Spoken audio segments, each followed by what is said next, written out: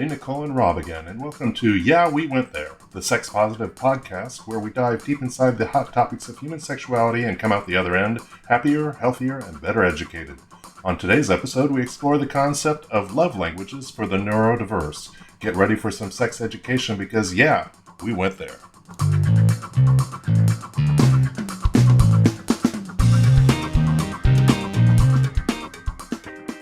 Hello, everybody. Welcome to Yeah, We Went There. I am Rob. I am a third-year student at Widener in the Human Sexuality program, focusing on the needs of gay men. I am white. I am a pagan, and I enjoy Dungeons and Dragons. I'm 53. I'm a 53-year-old man, and I identify as male, he, him. And just to give you an idea of who I am. Hey everyone, my name is Emily. I'm also in the Widener dual degree program. I am currently in my second year. I identify as a Black woman. I am 27 years old. What else is there to share about me? So I am a yogi, I am spiritual, and I focus my work on working with those that have experienced sexual trauma to liberate themselves and to heal. Love it. And welcome everyone. I am Nicole. I am a PhD student at Widener University studying sexuality studies with a focus specifically on how, what are the intersections between sexuality and disability. I am an occupational therapist by practice and a sexologist by all other means. I identify as a cis female, use she, her pronouns, and I am a beautiful Black woman. So I'm ready to have this conversation. All right. Yeah, I forgot to mention I'm kinky. I try to mention that any chance I get. So I try to interject that in the conversation. And why I'm doing it here is because we talk about sex and sexuality from a very diverse viewpoint. And what we're wanting to focus on today is specifically neurodiversity, and in conjunction with love languages. And for those of you who are not familiar with love languages, we're going to give Nicole a moment just to remind us of what the love languages are. Yep. So the 5 love languages was created by Dr. Gary Chapman, who is an author, a pastor, a counselor, and as well as a husband and father. And he currently lives in Winston-Salem, North Carolina. So he basically developed these 5 love languages specifically for married Christian couples to be able to better communicate with each other. Those love languages include words of affirmation, so verbal acknowledgement of affection, encouragement. This can look like sending an unexpected note or a text, genuinely encouraging them, and just being an active listener. Then we have the I'm sorry, next what one. did you say? No, just kidding. Very good. Very good. Then we have quality time. So quality time looks like actively wanting and planning to spend time together, uninterruptedly focusing on conversations. And that one-on-one time is really critical, he says, in terms of really getting to know your partner. The third one is physical touch, my personal favorite. So this one includes like kissing, holding hands, cuddling on the couch, making specific time for intimacy, and making intimacy a thoughtful priority. And then the fourth one is gifts, giving and receiving gifts, specifically receiving gifts. So these are visual symbols of love and affection. So it's exactly as it says. Thoughtful gifts or gestures, small things that matter in a big way, and expressing gratitude when receiving that gift. And the final one, also another favorite of mine, is acts of service. So this one specifically looks at going out of the way to make the partner's life a little bit easier. So actions speak louder than words, right? So doing chores together, making breakfast in bed for them, going out of the way to basically just alleviate the day-to-day stressors of your partner's life.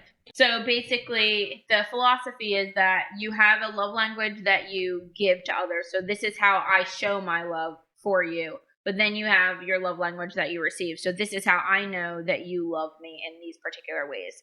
So if you are someone, like you said, like I'm someone who I receive love through physical touch, but I give love through quality time. So if I, as you said, am like, okay, well, I'm giving time to you, but your particular love language is words of affirmation. And yeah, I'm hanging out with you, but I'm not saying anything to affirm you as being an important part of my world and the existence, then you may not receive that. And so that's essentially it, is that you have to be able to communicate what your love language is and how you express it, as well as how you receive it, so that the people who are around you who want to be in your spaces can understand where you're coming from, and then be able to tailor their behaviors to what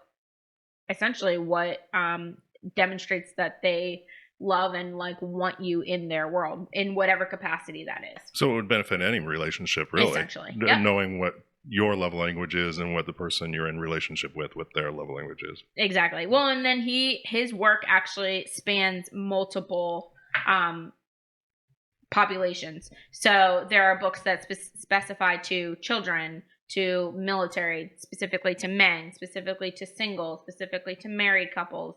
Anything for differently able, not or anything for neurodiversity in particular? They don't have neurodiversity. They do have one that's like a special needs book, but it's geared to parents of special needs children. Yeah.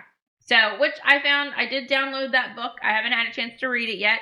A lot of the reviews that have come back from it have apparently been pretty good, but it is specific to the parents. They also have like the 5 apology languages, languages in the workplace. And I do suspect, as we're going to be talking about today, that depending on what population you're coming from, whether you're in a workplace, whether it's a romantic relationship, whether it's a friendship, whether it's a family member, also having a neurodiverse diagnosis could play into what your love language might look like based off of the context, which does not, unfortunately, get talked about a lot. Also, what doesn't get talked a lot about are the needs of people who are neurodiverse. That there's a lot of advocacy that needs to happen in that space to promote that population. Yep. Yeah, for sure. And, even to Nicole's point regarding like neurodiversity and love languages, I couldn't help but think about intensified sensitivities among that population and how that can affect the love languages that those in that population may experience. Like it could be like the tone of someone's voice can affect like how words of affirmation are even received, or even if someone's being touched a certain way, like how that can be uncomfortable for somebody, especially if those love languages aren't expressed or even explored, and which speaks to the, I guess, desexualization of people that are neurodiverse. So I have a definition here for human rights that I do want to express. I do want to share with everybody. So it says human rights imply entitlement to such things as food, shelter, a non-threatening physical environment, security, health, knowledge, work, freedom of conscience, freedom of expression, and freedom of association and self-determination. So simply put, neurodiverse people, they have basic human rights, and that does include, like I said, their freedom of expression. So why are we not really looking at, or why is society, because I know we are, that's clearly why we're on this podcast. That's why we're here. But like, why isn't society viewing like that freedom of expression to be so like widespread across people of all different neurodiversities?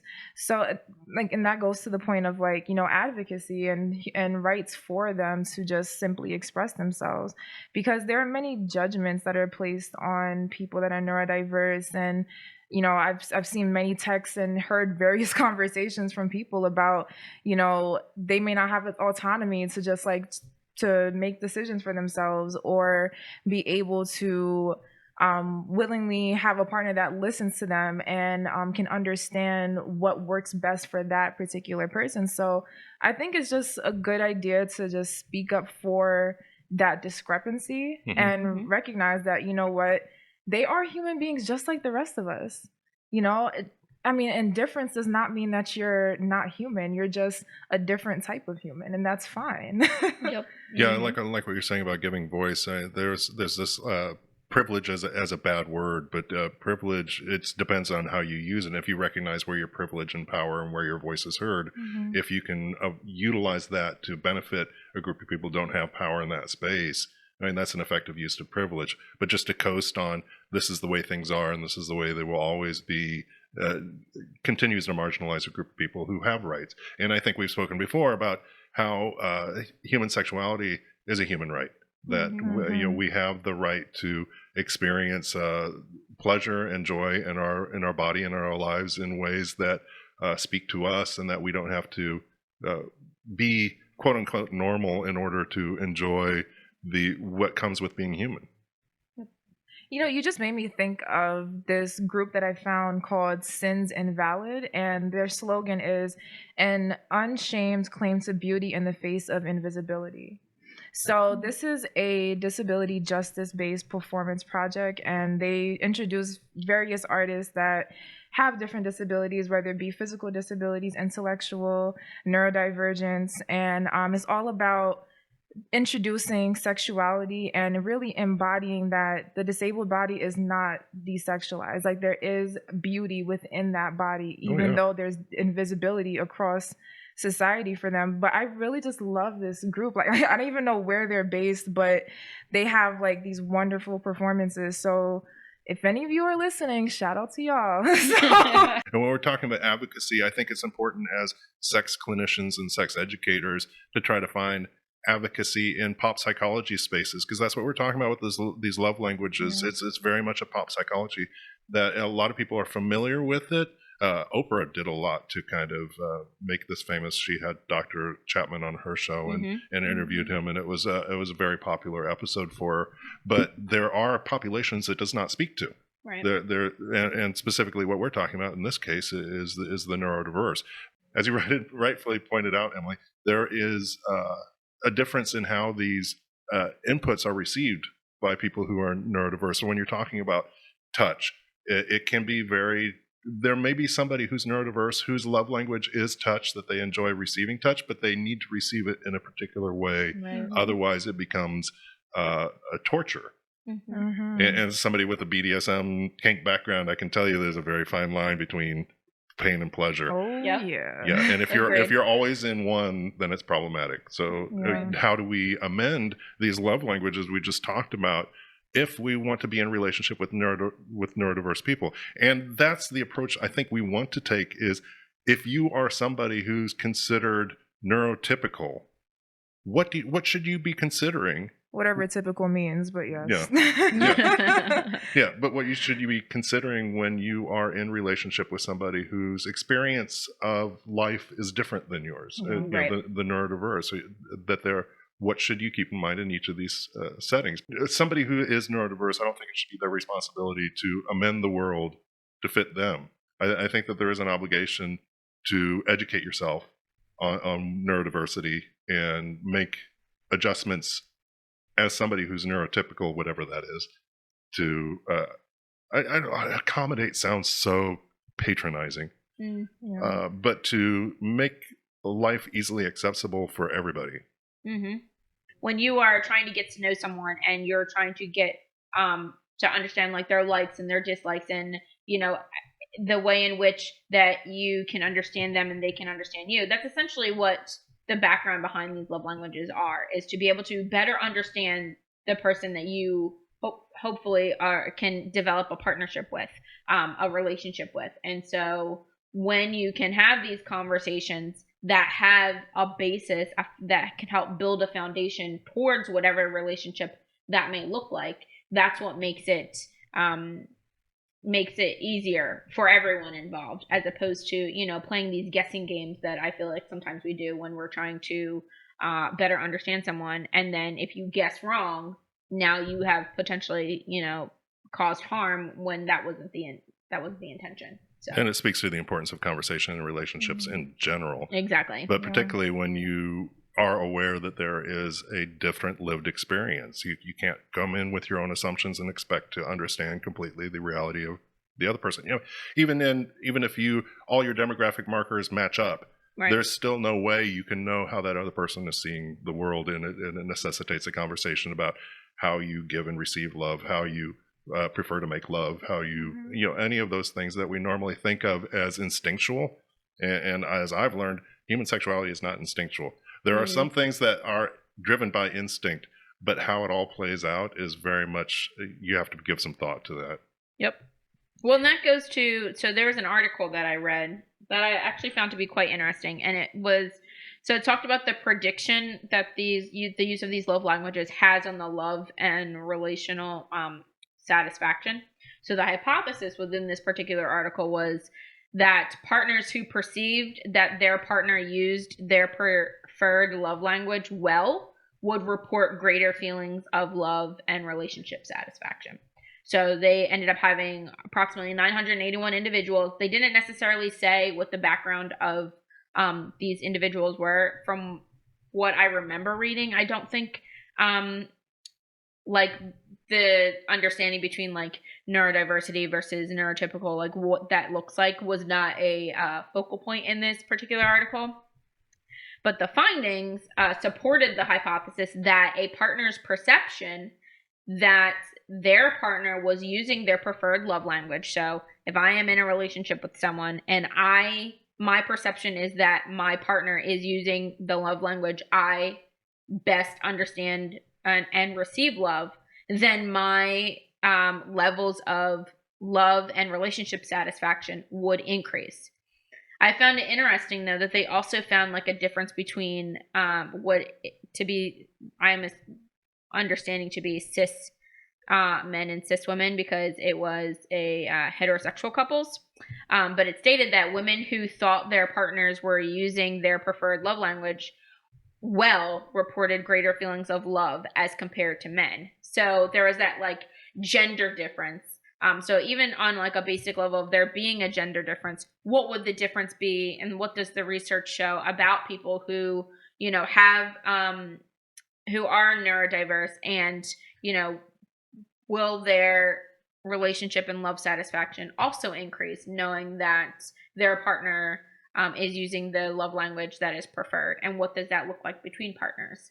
And so the conclusion of the article was that partners should be taught to recognize when their partners are attempting to use their preferred love language. So not only is it that, you know, we should be taught to communicate what that love language is, but you should be able to sit there and say, yes, my partner does use my love language, or they don't use my love language, and these are the steps that we're working towards so that there is a better connection there.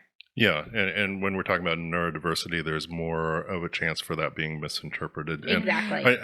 And a lot of the research I've done on neurodiversity, and let me say that I am not an expert on neurodiversity. I'm barely an expert on human sexuality. So all of this comes from the available research, and a primary part of the information that we have access to is actually written by people who don't identify as part of that community. I don't identify as neurodiverse. So this comes from a place of wanting to even the playing field by utilizing the information that's available to me. But like, for example, autism, I think we have some kind of an understanding in general in the society about autism, maybe not a thorough understanding of what it is, but a part of it is that there is a lessened ability to filter out input that we don't want to receive. Like if we're walking around in the world, we can choose to focus on the beauty of a tree and ignore everything else we're looking at or hearing. But for somebody, depending on where they are on the autism spectrum, everything comes at them, and there's no ability to filter out one particular thing in favor of another thing. So, and a lot of compensatory activities are done in order to try to survive in a world that's just overwhelming. And there are way too many people with autism that participate in something called autism masking, particularly if they're able to, quote unquote, pass to a certain extent as somebody who does not have autism. There's a lot of effort that goes into kind of modulating behavior. And it's an unfair approach to life that somebody is forced to act in a way that's uncomfortable with them to make everybody else comfortable, which is essentially what's going on there. But when we're talking about keeping that in mind when we're talking about things from pop psychology or things that information we receive about sex and sexuality is what's that experience going to be for this particular type of person. So if we're focusing on autism and we're talking about this kind of lowered ability to kind of regulate input, how is that going to impact things like touch? Right. How is it going to impact things like does physical touch look different? Does words of affirmation look different? Does receiving gifts look different? Does acts of service look different? Does quality time look different? And one of the interesting things I read about autism that may be challenging for somebody in a relationship with somebody who's autistic is that there is a hyper focus that a lot of people on the spectrum give things in order to block other things out.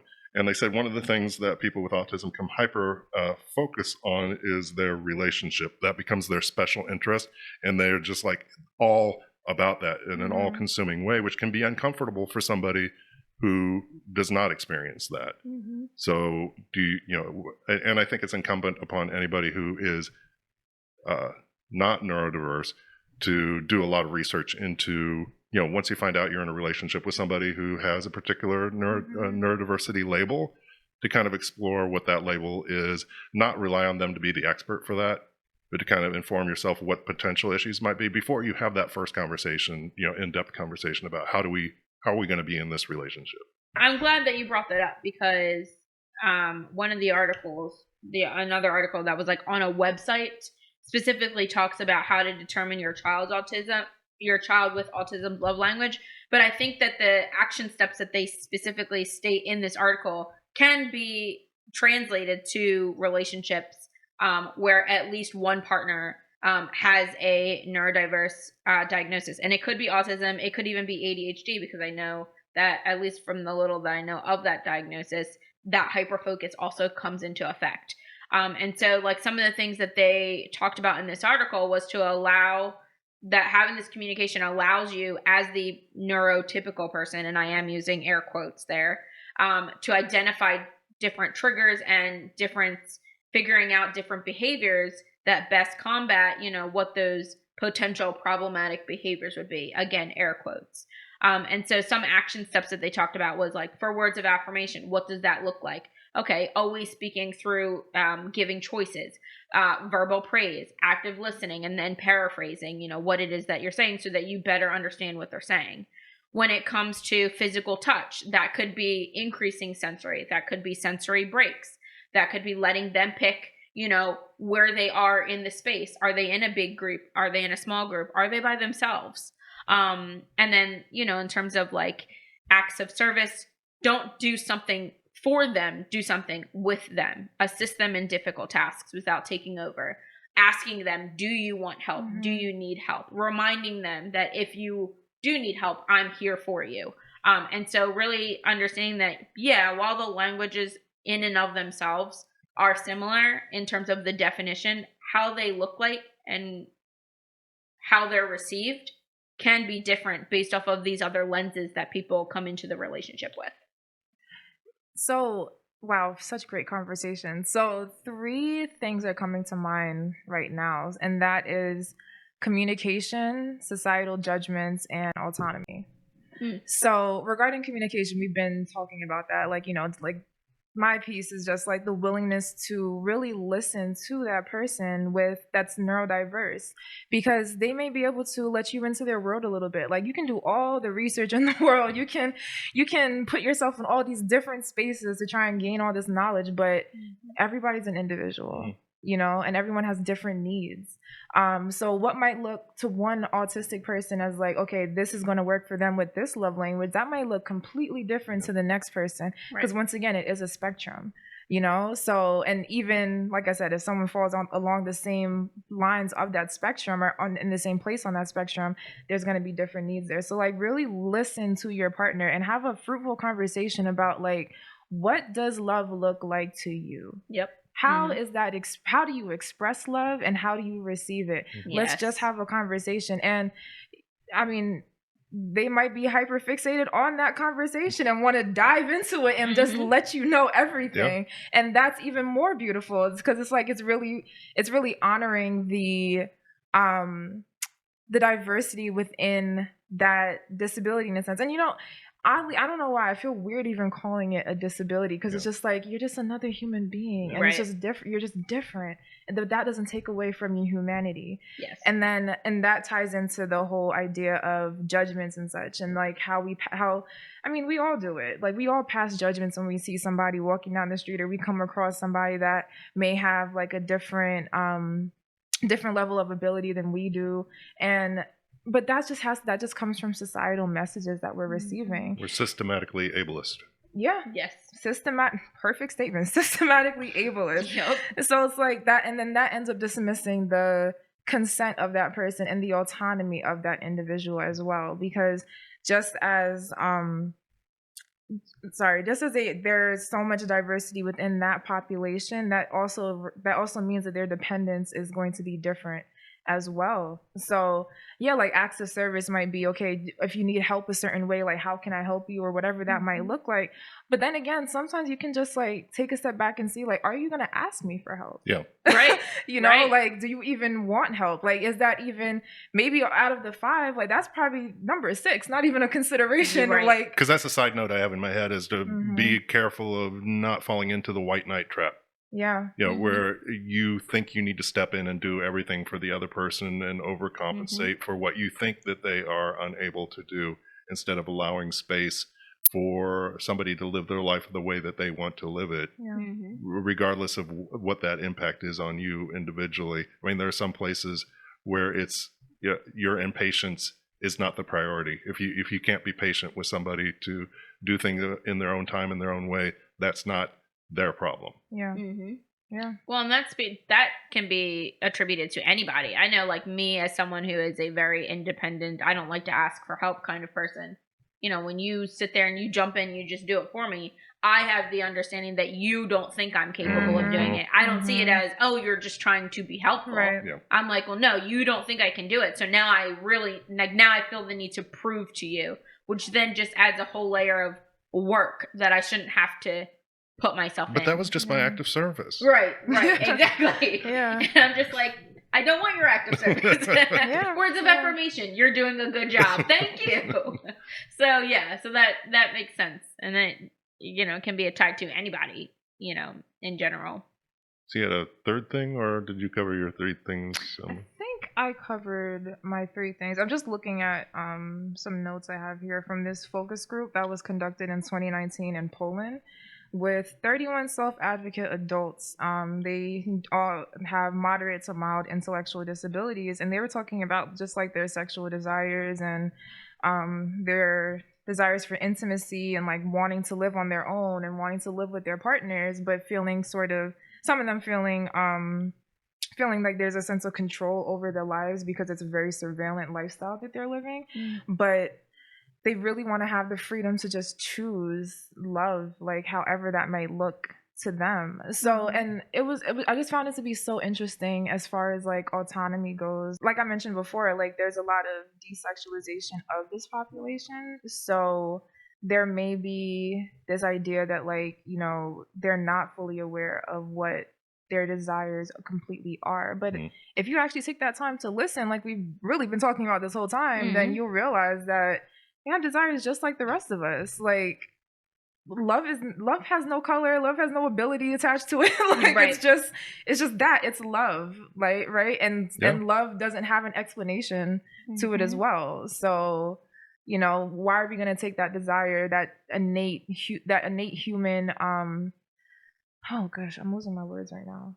All right, I will say, everybody, this is a topic that is a little bit uncomfortable for me, so I'm just trying my best to do this population due diligence while I'm working through this podcast and sharing my thoughts on this topic and population. So forgive me for any.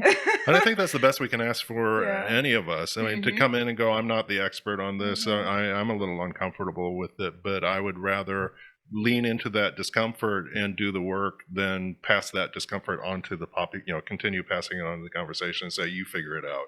You figure out how to make this world a better place. I think we've been doing that for far too long and it hasn't worked. So, I mean, it requires people like you to say, I'm not comfortable, but I'm doing the work. Well, and that speaks to like an article I wrote, literally that at the end of the article, in which it was like a whole big thing about like the validation of the 5 love language quiz and whatever. But at the end, the overall statement was expression and experience of love may be inherently difficult, an inherently difficult phenomenon to operationalize. So as you said, love is love. It has no color, it has no age, it has no ability. So you can't sit there and say, like, take this concept of love and then say that everyone experiences it and receives it and gives it in exactly the same way or a different way, compared to it being a different way. And my way may not be the same way as your way. Or, the overarching, we both might have a love language of physical touch, but my physical touch and what I need from that would be inherently different than yours. So in general, the conversation of love and, ability and communication in and of itself are just difficult topics to try to not only rationalize, but understand from various lenses, not just our own, but when we go out and we interact in the world, what does that look like for other people, regardless of if it's romantic, platonic, family, friends, workplace, And what we're talking about is how we communicate love. We're not talking about the love itself, because part of love is patience and understanding, and that should be an undercurrent of all this. And part of patience and understanding is going, I'm going to make mistakes. You're going to make mistakes. How are we going to manage that? And are we just going to say, well, I'm not comfortable, so I'm not even going to attempt this relationship? Or we say, I'm going to allow for discomfort while we grow. I mean, that's where the learning happens, is in those discomfort areas. So, and I think a lot of people are going to be appreciative of the information you're bringing in that regard. I mean, I think there are many of us who want to be advocates for others. There are many of us who don't. But for those who do, you can use this information and do with it what you will. Touching on the advocacy piece again, I did want to bring up a sexual rights slogan or human rights slogan that's been utilized called "Nothing About Us Without Us," and that has to do with it's an influential disability rights slogan, and first coined in South Africa's disability rights movement, and then it's been spread worldwide, including the United States. So it's pretty much in place to ensure that disabled people or anybody with any sort of neurodivergence is included in conversations regarding rights for them and advocating for them, because who's really going to be able to speak to those issues if not those that are being affected by it? Right. And I mean, and this can be applied to many different marginalized populations as well. And I remember there's a quote that I read in from this article about a peer education group in Australia. That's specifically where peer educators are teaching, or people with intellectual disabilities are peer educating others with intellectual disabilities as well regarding sex education. But they're coming from it from a very narrative form, like they're discussing like their life stories and all those different things that have affected their sexuality education. And one of the quotes from a peer educator was, "There's no better way to get a message across than from someone you can relate to. I'm in their shoes." So, and I feel like, I mean, obviously, like right now, we unfortunately do not have anybody that falls within the spectrum or within that population right now with us, but I do want to put words to that, to the importance of having that in all spaces regarding disability, regarding any sort of human rights advocacy piece. Like there needs to be somebody involved in there that's part of that population, that sees the discrepancies, that's experiencing the judgments, experiencing the marginalization, like to be part of those conversations to make impact. Assuming that person's volunteering to be there and hasn't been co-opted into. Right. Yeah, and that ties into consent and being able to speak up for self, because unfortunately, like when I was doing a lot of research regarding love languages and advocacy, sexual rights for people on the spectrum, neurodiverse, intellectual disabilities, disability in general, the majority of what I was seeing was about safety and not about actual expression. Mm-hmm. It was all about I mean, yes, statistics do show that this population is more likely to be victims of violence opposed to being perpetrators, but that's not the only piece that is Yeah. existent in Right. regarding sexuality or anything with this population. There is so much more there. So I do want to highlight that discrepancy in the research, and I'm hoping to see in the future that there's going to be some changes about that, and we have some more studies that examine beyond just protecting self, but that's going to be inclusive of the entire human experience.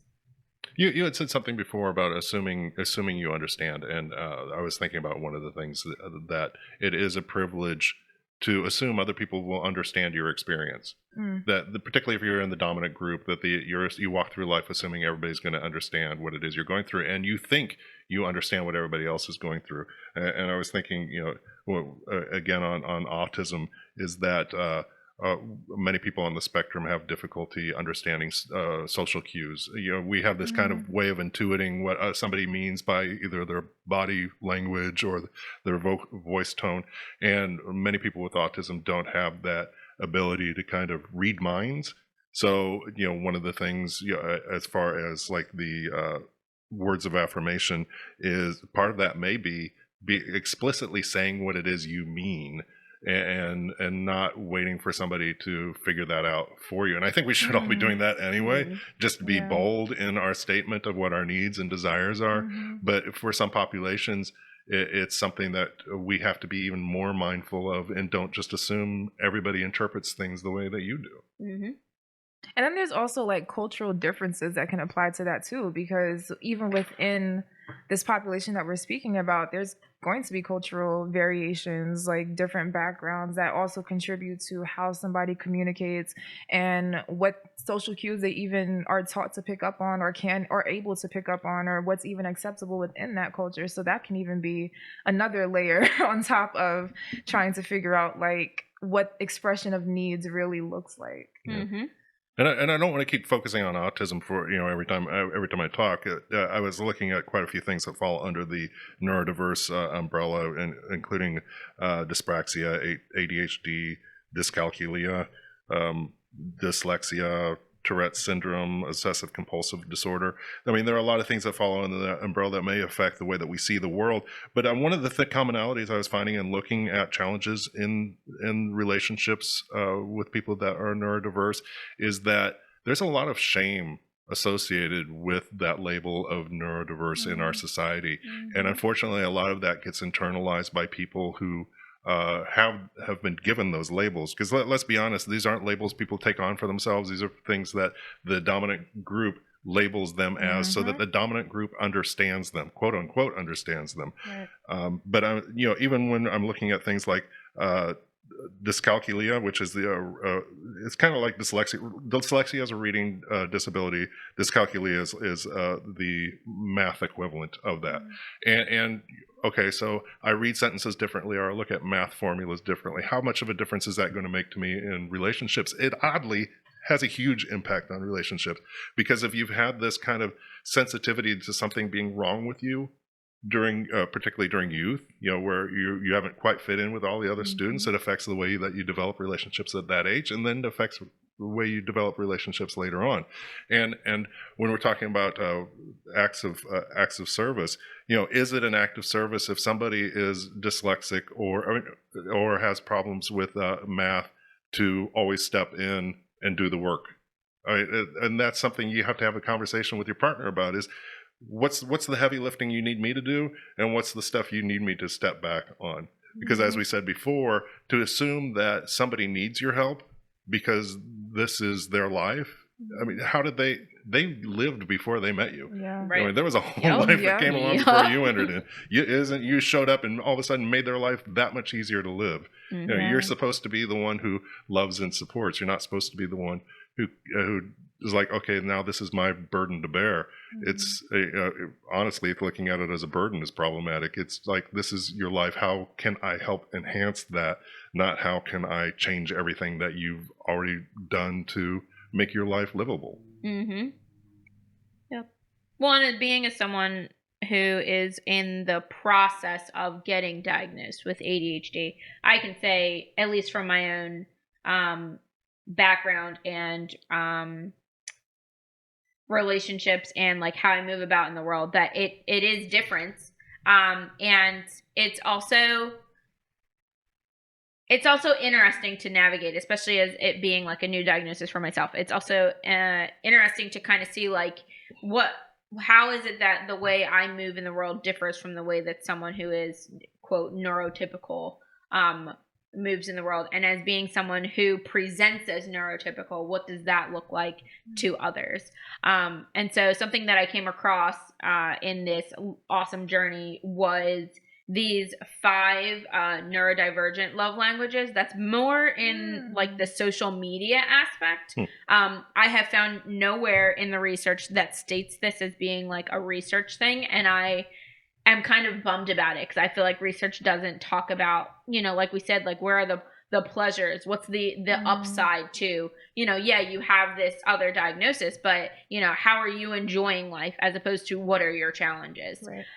And I found these particular 5 to be interesting because they parallel to the 5 love languages, but the way in which they are described and the way in which they are explained demonstrates that there is a difference in how it gets presented and received. So real quick, those 5 are info dumping. So basically you have a special interest and you learn all about this interest, and then you relay that information to other people in great detail. And that is similar to like words of affirmation. Yeah. So like I have this thing and I want to tell you all about this thing and I want you to listen to me tell you all about this thing, and you do. So that's how I know that you love me, because I'm giving that words of affirmation and you're receiving it and you're saying, oh yes, I hear you. Then there's parallel play. So like body doubling. And I am a proponent of body doubling, if I do say so myself. It is so helpful, which basically is like, it's a shared activity without continuous conversation. To be able to be in the same room and say, okay, I want to spend time with you, but I don't necessarily need to have this full-blown conversation where I'm doing mental back tricks to continue to be engaged in this one line of conversation. So, or, I need to get this thing done. And if I'm in here by myself, my thoughts are taking me all over the place. I just need you to sit in the room with me. You don't have to talk to me. Just the fact that you're here provides like a specific anchor that says, okay, focus on the here and now, not on the 500,000 things that you want to talk about. Right. Yeah. And that parallels to that quality time. I know that you love me because you're able to take the time to be with me. Mm-hmm. Then we have support swapping. So accommodate or support one another. Same thing with acts of service. Don't do it for me, but be able to say, hey, if you need this help, this is how I can help you. Or do you want help? Or I saw that you might be struggling with this thing. What can I do for you? And that parallels that acts of service of, I see you, I hear you, I know you want to do it on your own. How can I be of service to you to make it a little bit easier? And then the last 2 are please crush my soul, also a favorite, which is the equivalent to physical touch. So that deep pressure application. So to say like, I just need a big hug. Or I always, tell my family or friends, like, I feel all over the place. I can't focus. Can I just have a squeeze? And that's just a big, deep hug that like centers me to say, okay, focus on what's going on now. Let's organize your thoughts. And it's tangible, something physical. And then the last one is, quote, I found this cool rock, pebble thing, whatever, and I thought you would like it. So there was a TikTok person that talked about it being called penguin pebbling. And basically it's sharing things of value or importance with the other person. So the same thing as like gift giving. So like I thought of this thing and it made me think of you, so I wanted to give it to you. And that's my, love language of, I promise you I love you and I think about you.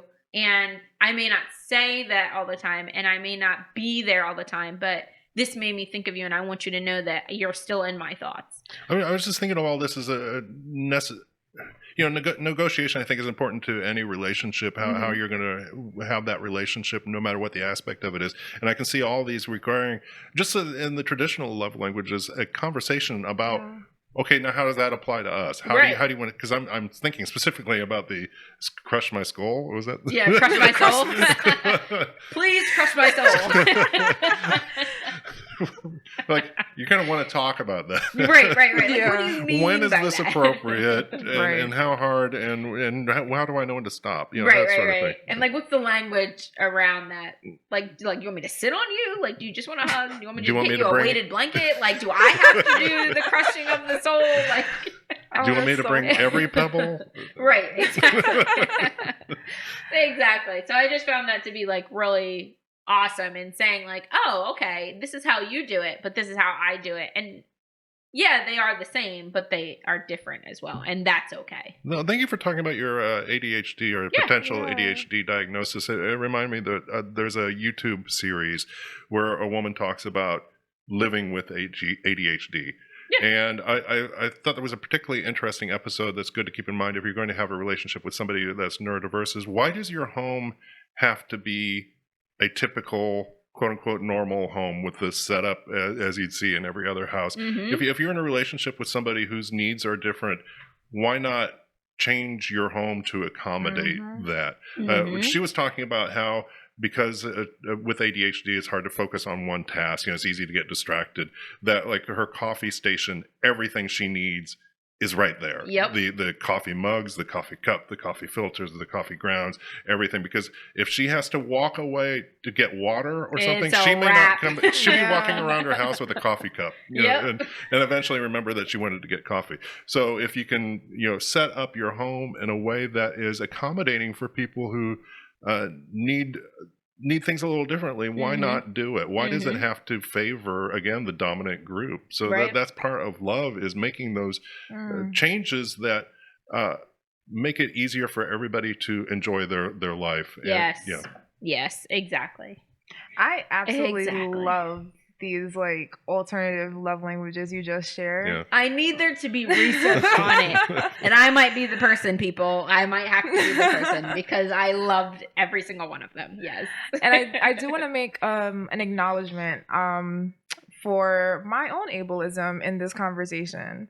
As far as I made a huge assumption in this space there was nobody that was on this neurodiverse spectrum or anything, like and clearly, like I said, like that's a very ableist perspective that I'm taking, of thinking that, you know, if somebody identifies along that spectrum that there's going to be an obvious indication just looking at that person. So I do want to just put that out there, that like I do want to make that acknowledgement and sort of an apology as well for not even necessary bringing that up before. But I did want to make sure that was clear, that, you know, even though we're all working in this field and like we're all trying to be well versed in this topic as well, because obviously we're not any experts, but like, you know, ableism still exists, like even as you're trying to learn and be as cognizant of it as possible. Yeah, I made that assumption as well. And it again speaks to this kind of privilege of assuming everybody is one thing unless they tell you there's something else. Right. And unfortunately, that does put pressure on people who are different to conform so they don't become targeted in some way. And I think creating safe spaces is important as much as anything else. And if that's the only thing that somebody's capable of doing is being that safe space, that's a lot. Yeah. But it's even more to like do the additional work of beyond being a safe space. I wanted this to be a space where you can thrive.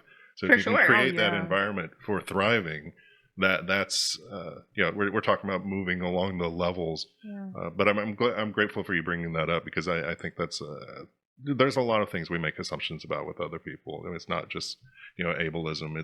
There's a culturally, religiously, we make assumptions about people that guide how we act with them, and it's, you know, kind of having these conversations that help to further that work. Yeah. Well, and I think too is that I didn't say it to like call out or anything. It was more like, like for someone who I don't have a stated diagnosis yet, yet being the operative word, but, you know, especially in these conversations, I think it's important to, at least for me, to say, you know, this is like a journey that I'm on. And so these are things that I'm noticing. But to also like acknowledge for myself and to understand that like it's okay to also state it. Yeah. Which, you know, it made me like, it was comfortable enough to say, hey, like am on the journey. So, a little bit of that like imposter syndrome, like I don't have a stated diagnosis. So can I even really talk about this particular person or this particular group of people? But to say, okay, well, I have people in my space that's like, hey, we're here and we're like having these conversations. It's important to then be like, oh yeah, bet. Okay, I can have this conversation too. But you're sharing that and then sharing these alternative love languages really speaks to the importance of the research being expanded to include different types of people, because you have a better reference point for what you need in a relationship, because language is important. If you're not talking about something, you can't understand it, you can't address it. So being given a language to kind of work within, I mean, that was supposed to be the point of these diagnoses to begin with, to give us a language. It's like, okay, now I have a somewhat of an idea of what you might be. This gives me a point of entry into a conversation to get to know you better. But instead we stop at the label. Right, exactly. Like the work's done. Okay, I now know who you are. I don't have to do anything else. So when really the work has just begun. Exactly. We need people to be making alternative information like this available so that it assists everybody in that process of making spaces where we can thrive. That reminds me of research I was doing recently about working with high conflict couples from a trauma-informed lens. And one of the key things that I can't remember which article it was from, but one of the key things I remember reading was focus on the behavior, not the category. Yep. Like if for example, like don't call, like as a therapist, like don't call the person a perpetrator or an abuser, but talk about the behavior that they're expressing, like they're behaving angrily or they're behaving aggressively. So, and I guess that can go to the labels that we're talking about here too, as far as like diagnoses are concerned. Like don't focus so much on the actual title, but focus on the behaviors that come with that title, because that's going to give you insight on how to help that person, how to work with that person, how to just even be with that person in general.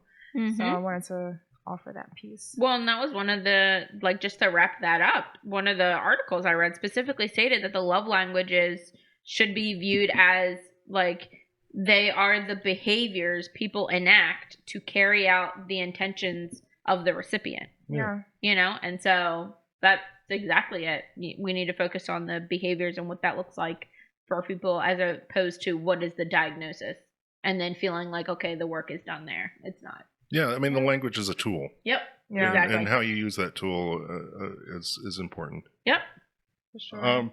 We want to wrap this up. I think it's been a great conversation, and in the following weeks we will dive further into different types of neurodiversity and explore this a little further. But I'm curious at this point in the process, both of you, we've all did a great deal of research to get ready for this particular podcast, and I'm curious if there's like either one big aha moment you got out of this, or one big takeaway that you would like our audience to kind of carry with them.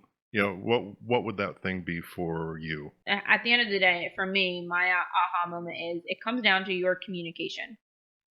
Yes, we have a language for these different ways in which that we express love. Yes, we have a language in terms of, what these diagnoses may look like and how it differs from person to person, regardless of what the stated diagnosis is. But what are your own personal needs and wants and desires and necessities that allow you to both give and receive the support that you need, the love, the affection, the intimacy that you need, and understanding that context and setting play a factor into that.